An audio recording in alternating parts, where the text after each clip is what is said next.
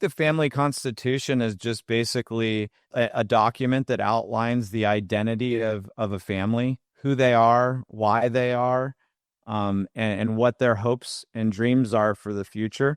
It has a logo you design that represents who your family is, and then it talks about your values, your visions, and your rhythms. So basically saying like, here's what we value, and here's what it looks like to show up and live these values.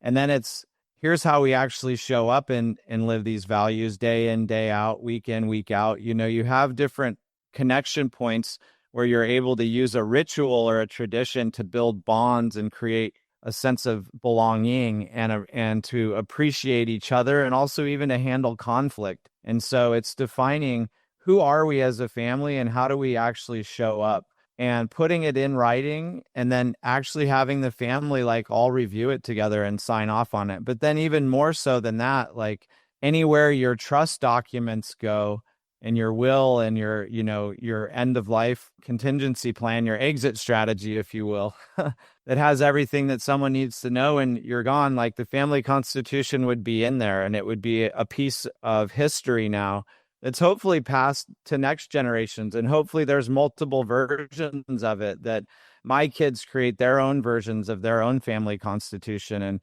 so on and so forth. But it's something that really just helps the family understand what they can expect as being a member of this family, and what they can't expect being a member of this family, and in participating in estate trusts or whatever might come from it as a beneficiary. Definitely you should be doing this, because this is just good. How do you build the culture of not only a family, but everything that I teach is based on what I learned on how to lead a team in an extraordinary way. Like actually, most of the reason that I'm successful is not because I'm so smart, but because I'm good at forming teams and leading teams. And so for me, that's, it's all about doing this work either way to build a great family. I don't think we escape that. Like, having a great culture in your family is something we really want to achieve. I think every family, like, let's say whoever's living under the same roof, or even that doesn't necessarily apply, because then you have your kids grow up and they leave the house.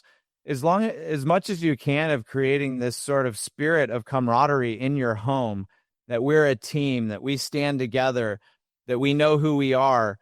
In a perfect world, over the next decade, what I would do is, my goal is going to be to get that group together once a year, and then we make decisions on rhythm, tradition, values, vision to impact the future. So there might be, though, for each one of those individual families, they might latch on to some of what I'm teaching and what we're doing, but it's them who will be sitting around the dinner table together every day. They're the ones who are going to meet week in, week out. I might get to see them 3-4 times a year. And so to expect it to be one cohesive sort of family constitution for that large of a group is probably not going to be the case. But there's also going to be, for future generations, they're going to have to read my family constitution if they want to participate in the legacy planning that I'm doing.